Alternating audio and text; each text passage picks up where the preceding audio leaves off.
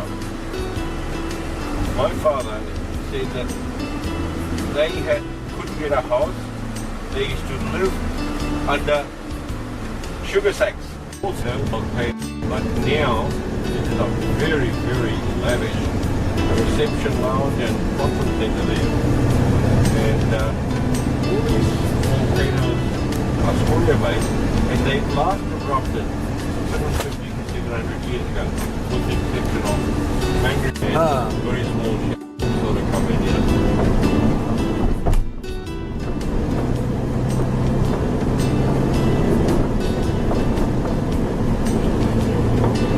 Usually fishing ships, fishermen.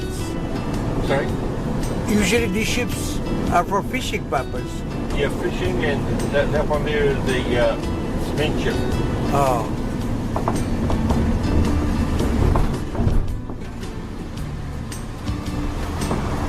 Those are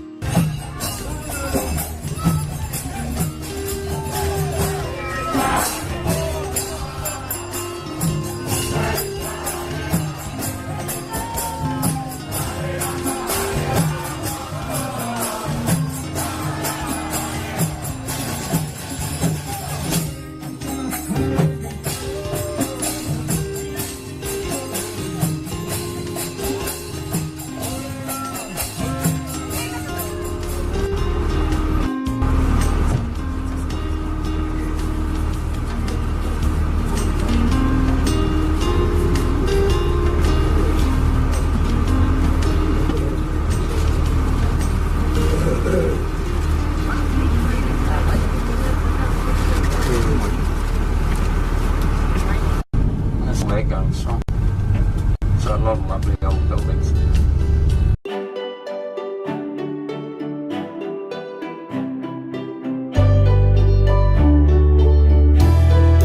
In the far southwest of the Pacific Ocean lies Auckland.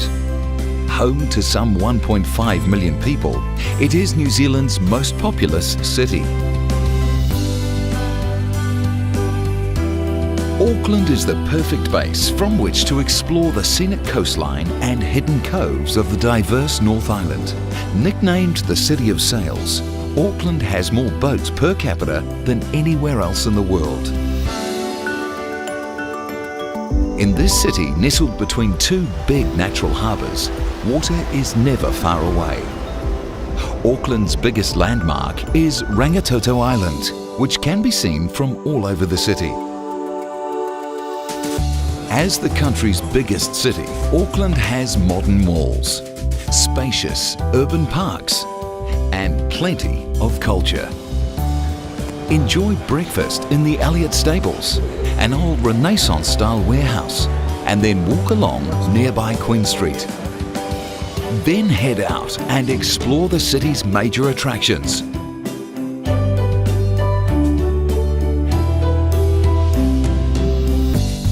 Outside the central business district, visit the trendy shops and restaurants of Ponsonby, Auckland's hippest strip. Walk along the promenade of Mission Bay and enjoy this inner city beach. The most characteristic building on Auckland's waterfront is the Edwardian-style ferry terminal. Head across the bay to nearby Devonport and enjoy a seafood lunch.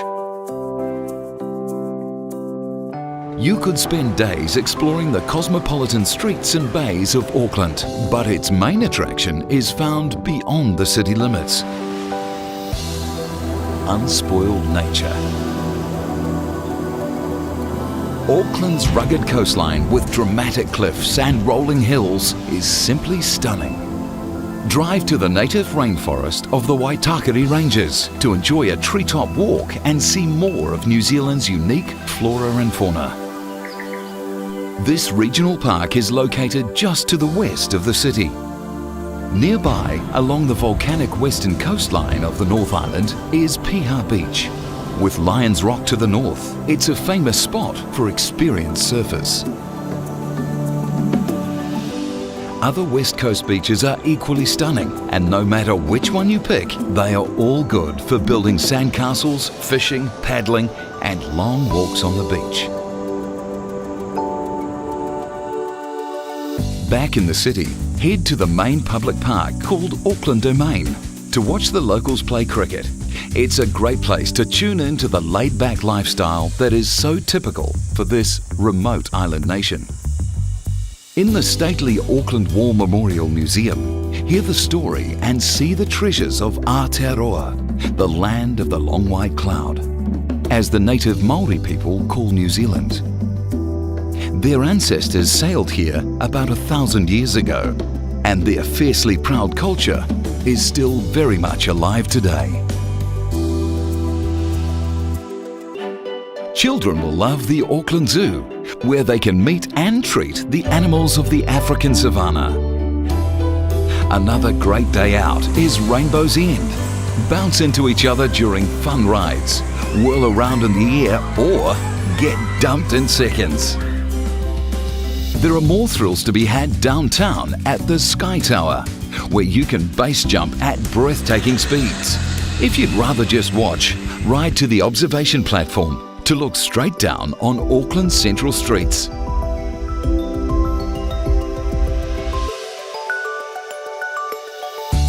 Just before sunset, hike or drive to the top of Mount Eden, an inner-city volcano, to see the sparkling lights reveal some of the city's finest buildings. Auckland has countless riches, as the Māori already discovered many centuries ago. They called the area Tamaki Makaurau, meaning desired by 100 men. The appeal is still there today, and the city's unique history, untouched nature, family-friendly attractions, and easygoing lifestyle make it a desired destination for millions of overseas visitors every year. Nau mai Tamaki Makaurau. Welcome to Auckland.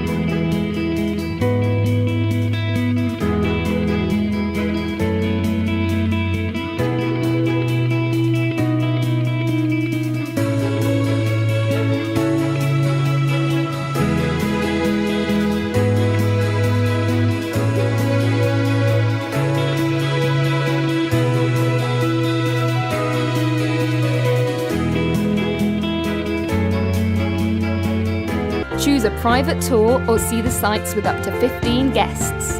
Get to know the natural beauty and history of Auckland as your guide takes you to destinations in the city and countryside, sharing Kiwi and Maori traditions along the way. Start with a waterfront drive and admire stunning views of the Auckland Harbour. Make a stop at the Aotearoa Visitor Centre, the gateway to Auckland's scenic west coast.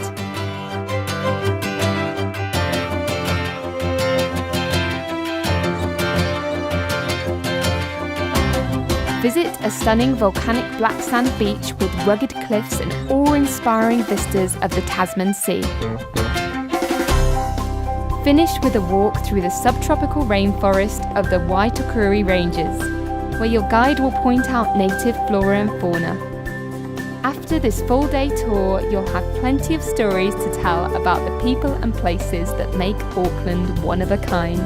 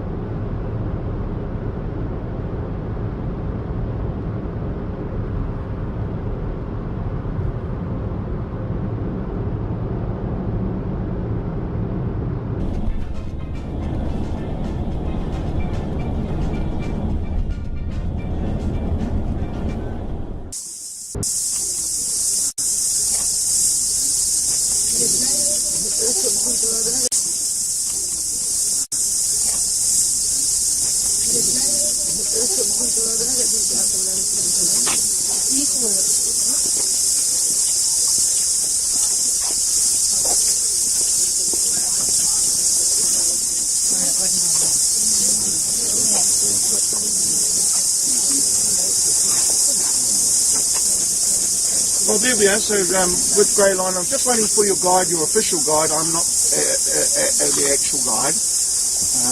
But you do see the silver fern up above? Silver fern. Yeah. Endemic to New Zealand and iconic. You've probably heard of them. Symbol of New Zealand sports teams in particular. Silver fern.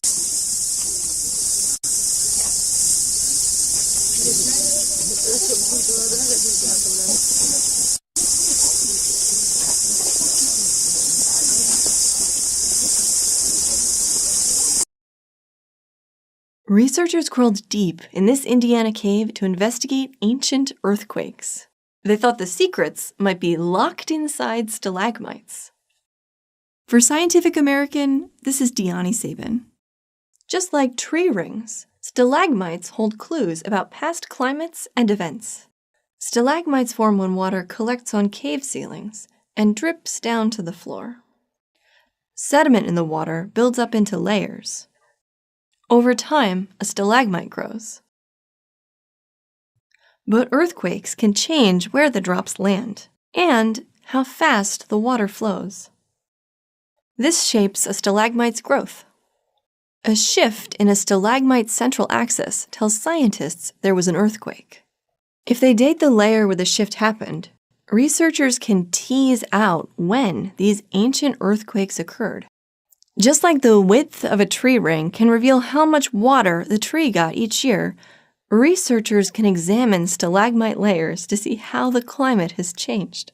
By cracking open a stalagmite, scientists can see thousands of years of a cave's history. For Scientific American, I'm Deani Sabin.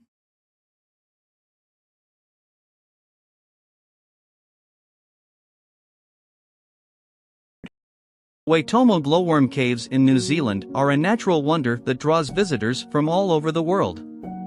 Located on the North Island of New Zealand, these caves are home to thousands of glowworms that create a magical, otherworldly experience for those who visit. The caves were formed millions of years ago by the constant flow of water through the soft limestone rock. The underground river that runs through the caves created a series of chambers and passageways that are now open to visitors. The caves are named after the Maori words wai and tomo, which mean water and sinkhole, respectively. What sets the Waitomo glowworm caves apart from other caves is the presence of the glowworms. The glowworms are actually the larvae of a species of fungus gnat, and they emit a bright blue-green light to attract prey. When thousands of glowworms are clustered together, the effect is a mesmerizing display of light that illuminates the caves like a starry sky. Visitors to the Waitomo glowworm caves can take a guided tour through the underground chambers and learn about the history and geology of the caves. The tours include a boat ride on the underground river, where visitors can marvel at the beauty of the glowworms as they light up the caves. The experience is truly one of a kind and unforgettable. In addition to the glowworm caves, the Waitomo area is also home to other natural wonders, such as the Ruakuri Cave and the Aranui Cave. These caves also have their own unique features and are well worth a visit for those interested in the natural beauty of New Zealand. Overall, the Waitomo glowworm caves are a must-see destination for anyone visiting New Zealand. The combination of natural wonder and magical glowworms creates an experience that is truly awe-inspiring. Visitors will leave with a newfound appreciation for the beauty and diversity of the natural world. What we actually see here is the larva stage of this insect. It will grow to the shape and size of a matchstick over a period of 9 months of a 12-month life cycle. And it builds a little nest on the ceiling like a hammock. It just moves backwards and forwards along it. It will then suspend from the ceiling all these very long silk threads covered with a mucus that makes them slightly toxic to other insects. They then go into the pupa stage and then into the adult fly stage, looks like a big mosquito.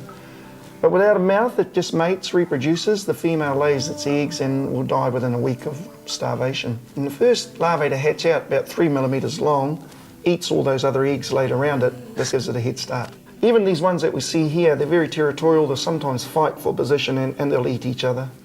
And sometimes the adult fly gets caught in the threads and it gets eaten as well.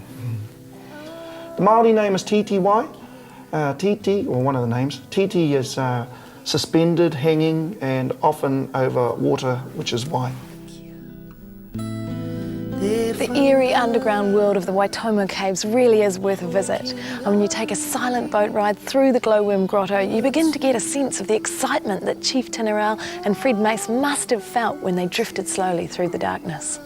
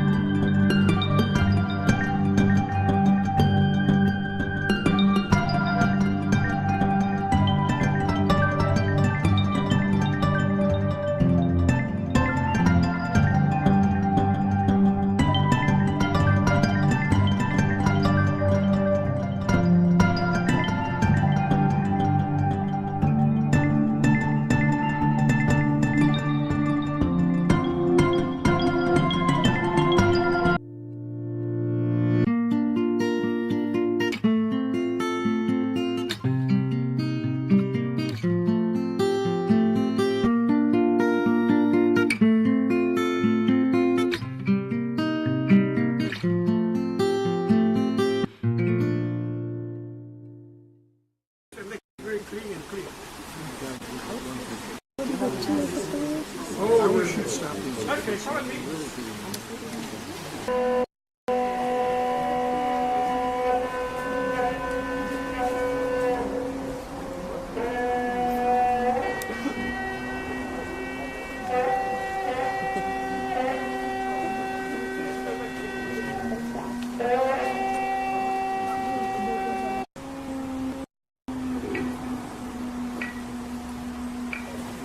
Very shortly, okay? Hold on. Go right up and come back down.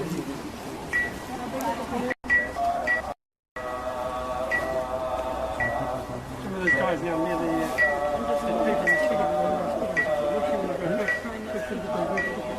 make sure you get the rest to get when you go back.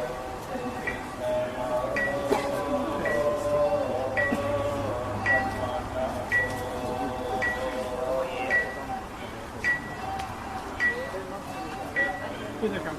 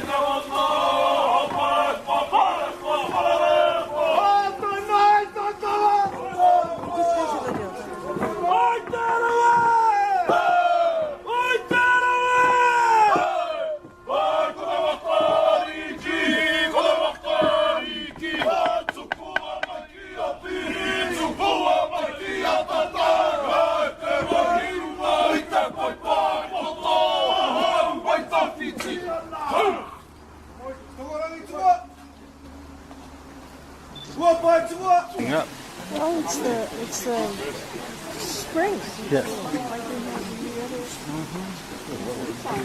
Yep.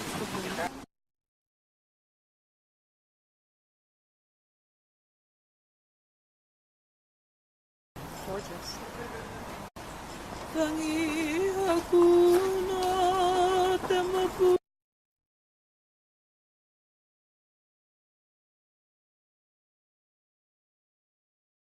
Perfect. Okay, can you all say hangi? Hangi. Very good. This is our hangi. Been cooking for 3.5 hours, and it's now cooked. What'll happen is when you come back after our show, it'll be on our table in the little marquee. Self-help, buffet style. You just help yourself. There's a couple of bags there. Put some in your bag, take some home. Put the pot in the room. Okay. Right. What those guys are eating is called potato. You repeat after me. It's called riwai. Very good. Over here we've got sweet potato. We call it kumara. Very, very good. Over there we've got lamb on the west-hand side in the corner. We call it ram. Over here we've got chicken. We call it hey. Very good. England, are you here, England? Yes. Okay, big hand for you. Give them a round of applause. I'll tell you why they're so important. This guy here with the silver foil is stuffing. England showed us how to make it, how to prepare it. Also, they gave us a recipe.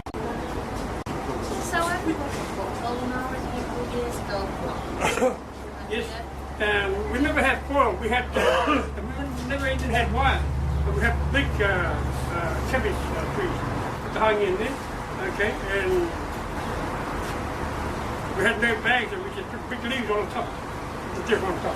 Put it that way. This way.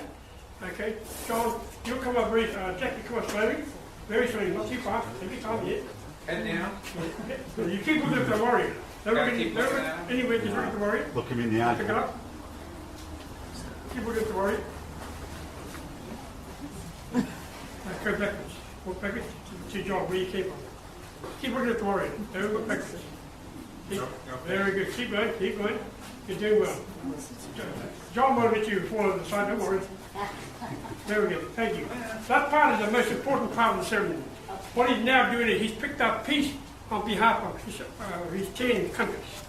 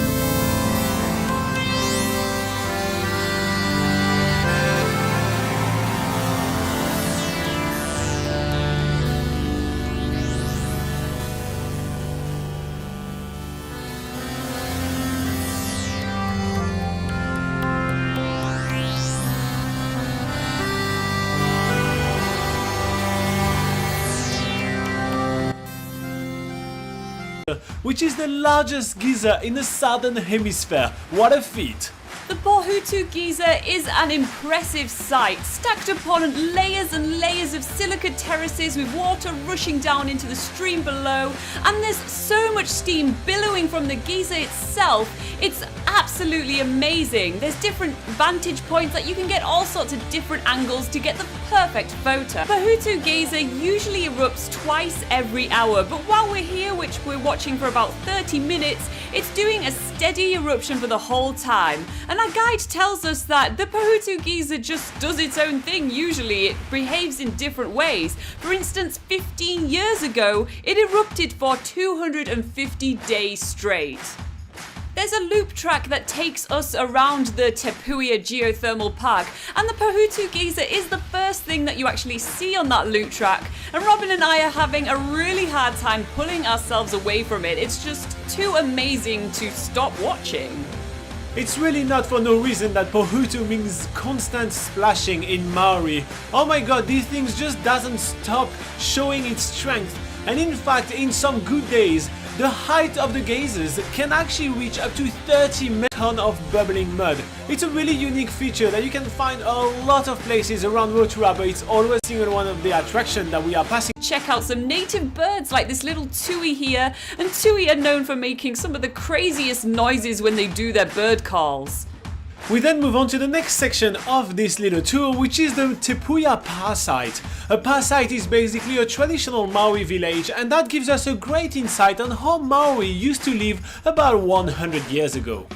We get to see how they used to process their food. First person that will do the welcoming will be the warrior. He will come out here. This warrior will come running down here somewhere. His duty is to present to you a peace offering. We're gonna begin our ceremony with a pofuri. A pofuri is basically a way for a tribe to welcome outsiders. It's also a way for them to gauge if we are friends or foe. Sit and make our way toward the marae. The next part of the tour takes part in the amazing Rotofio Marae, and a marae is a meeting place for the Maori, and on the outside it has some beautiful carvings. On the inside there's lots of painted and woven panels. It's really an awe-inspiring place. Once we're all sat down in the marae, the Maori cultural performance begins. We have loads of different styles of traditional Maori song and dance.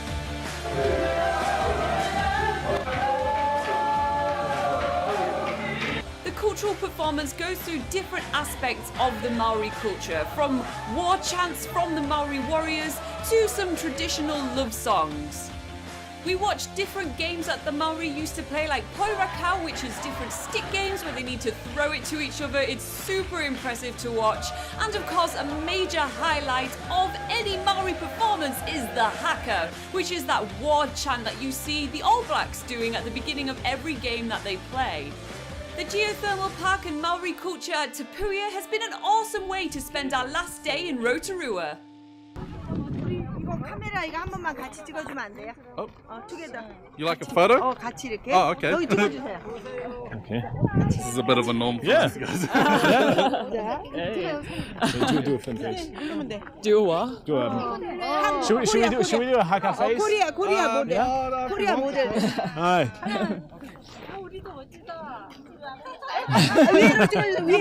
위에서 눌러주세요. 위에서. 그렇지. 위에서 눌러주세요. Kia ora, my name is Blaine Terito. I belong to the race of Māori from New Zealand, Aotearoa, and I belong to people known as Ngati Kahungunu and Ngāpuhi. I'm an artist that's been working all my life within the carving field, and I specialise in wood carving. I've started from the age of 11, but over the last 5 years I've been carving full-time for a living. I promote the art throughout Aotearoa and overseas as an ambassador for Māori art, both in the performing arts and visual arts. I've been working recently on a series of masks which highlight the moko element, or the facial moko, which is recognised throughout the world as part of our culture. A lot of the work I do is commissioned work, which allows me to sort of work on pieces that I have a passion for. All my life I've had these ideas of designs and pieces in the back of my mind that I've always looked for the freedom to be able. We call her Te Ra. She's Hera, she is a sail, but we call her the sail. It began in 2009 when Maureen Lander asked three of us to go over to the British Museum, and I remember saying to Maureen, "What's te rā?" You know, we didn't even know. And she said it's an old Māori sail that is the only one left in the world of its era. She was gifted to the British Museum by the British Admiralty. So we're responding to the challenge of Te Rangi Hiroa. We're taking a quote from him that said, people from New Zealand should go over and closely photograph the rā and bring that back. And it should be quite easy to make a replica for our people and for our museums here at home. It's almost 100 years since that was said and published. So we're responding to that challenge. Tonga of mystery. You know, so she holds within her being all these lost skills that nobody does these days. That's another part of really wanting to nurture her and to honour her and give that aroha and connection. I think that's what is really great for me, is that we've got a great team. Certain people are good at certain things, so they come and do that, and someone else is really good at that. But together, collectively, we're really strong. We're not well-known weavers. We're grassroots weavers. We weave in community, we weave in teams, we weave as groups. The other thing that we've been really privileged to do is to own this space. Every morning when we're saying our karakia and doing our waiata, we're linking in with the trees. The sun rises over there, it shines down on us. So we've got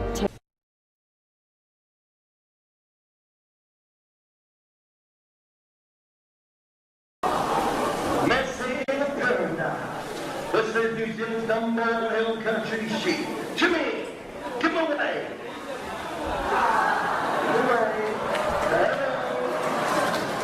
Good boy. Okay, you got the treat. Here we go.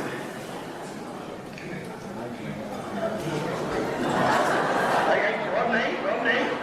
Come on, mate. Feisty. So they crossed the Robbie with the Chariot to give you the pound now. Easy care, sheep, one sheep dog, come up to 3 amazing fire. Probably the fastest growing bull in the world. Let's take a look. Come in here, get some of this book. There you go. It is not human hair. Now some fire was amazing. Let's take a look. Roll up like this. You blow on it.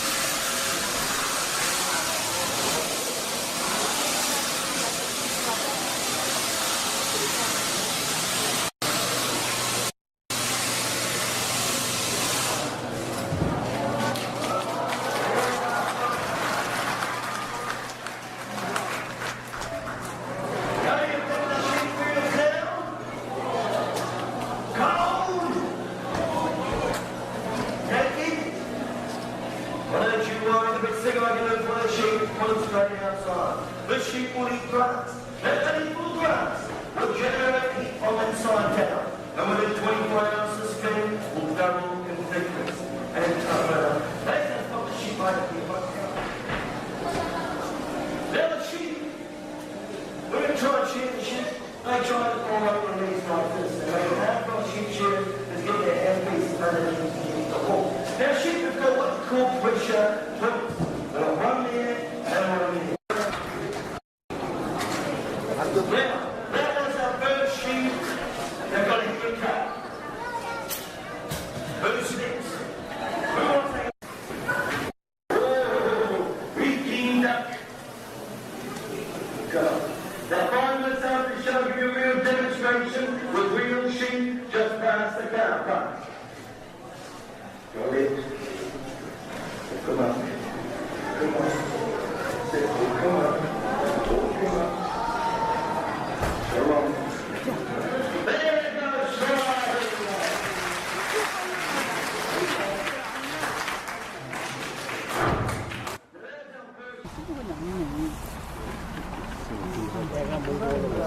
내가 몰고 다니는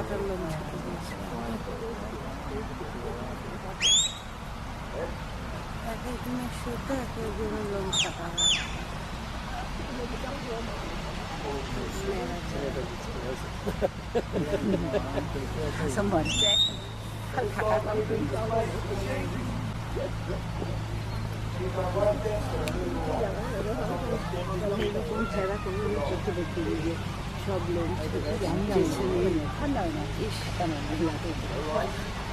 Right, go right. Steady, up, steady. Steady up, steady up. Left.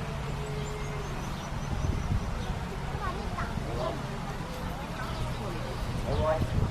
No. Left. Sit. Ready? Up. Where you going? Right there, drop. Ready? Drop. Left on. Left on. Head on. Oh, head on. Stay there, drop. Stay there. Hey, there you go. One successful. There you go. Drop. We made it in. Look at all the trout and the duckies. Julie, Avery, let's go. Here's the tuna. He's so fat. This is a really fat tuna. Isn't it?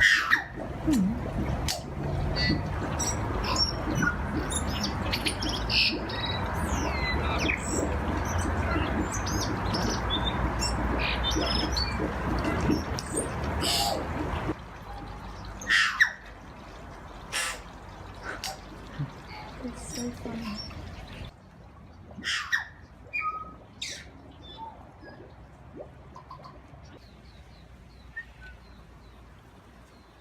Hello, sweetie. Oh my god. Hi. Hello. Oh my god, that was the best video ever. Hey, oh my god, this is awesome. Hey, buddy. Oh, he's posing. Hi. Hello.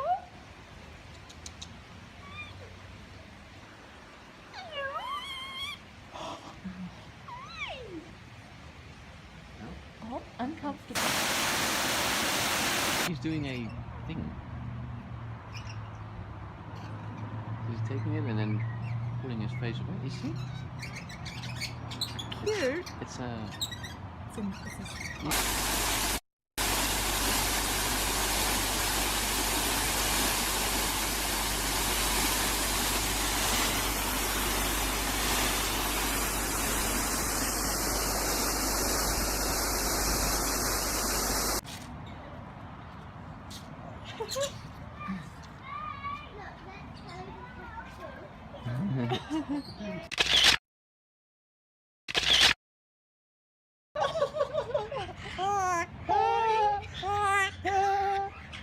Hello. Can you dance? Hello. What? I couldn't hear you. I can't hear you. Hello. Hi. Hi. Dance, Stevie, dance. Are you a chicken? Are you a chicken? Oh my god, this is keeping my life.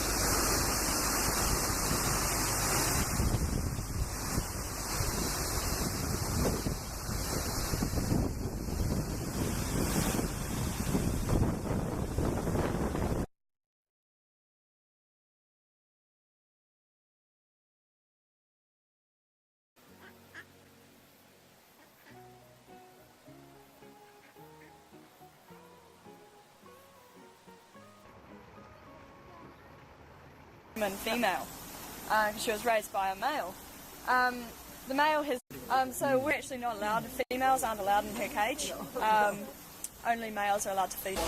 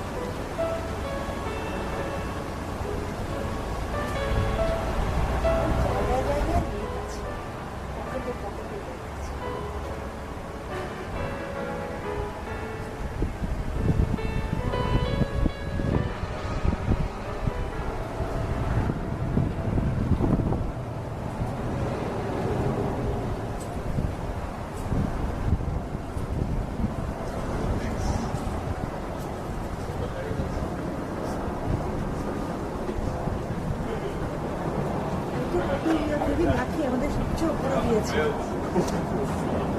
এগুলো সব 100-200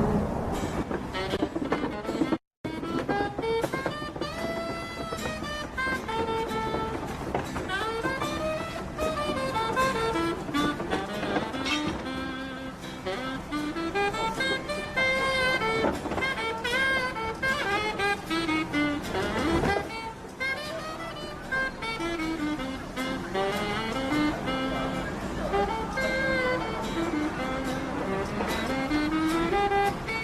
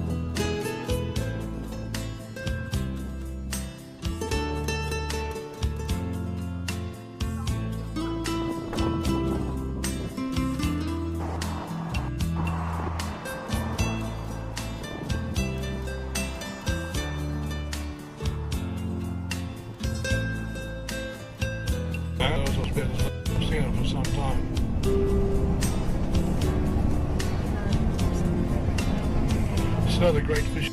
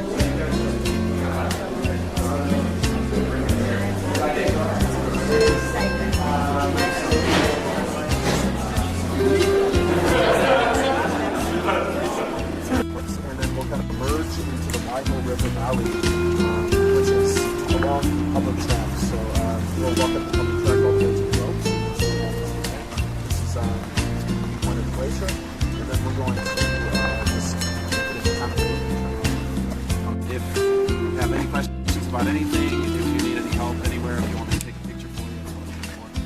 Anyway, let's get started. It's right down there.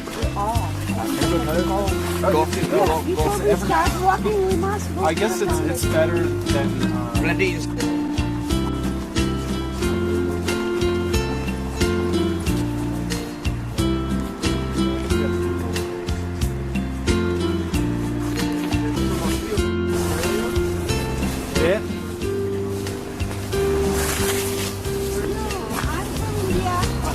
What part of India? Anything like me, if you're from the northern hemisphere,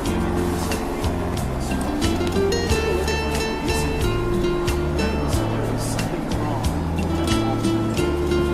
The fact is, it's not all three at all. In Australia,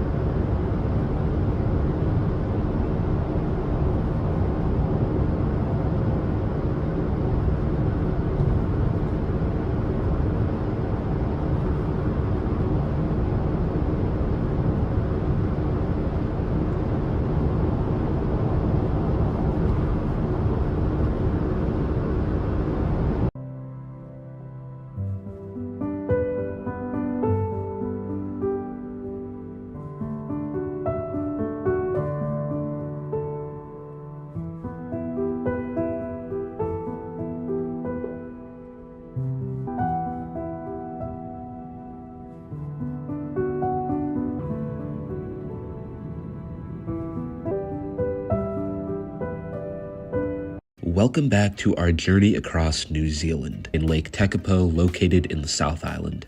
Originating from melted glaciers, this lake is said to be among the most beautiful, bluest natural bodies of water in the entire world.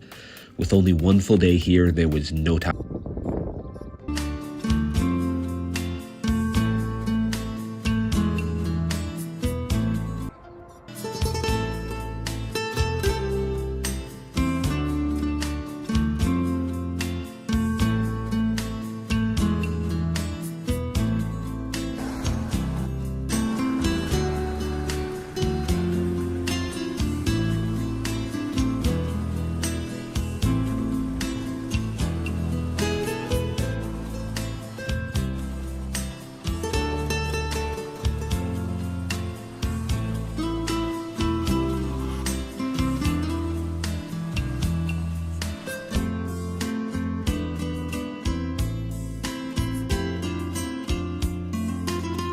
One of our region's most famous icons is the Church of the Good Shepherd on our stunning lakefront.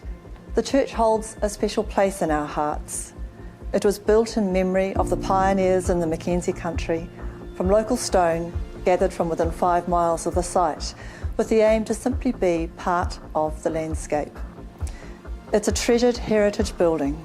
Gather every Sunday, and we welcome Christians of all traditions, cultures and backgrounds. The church is also still used for weddings and funerals, and we're happy to organise private tours on request. In this sacred place, you can simply let go, breathe deeply, and allow yourself to be renewed.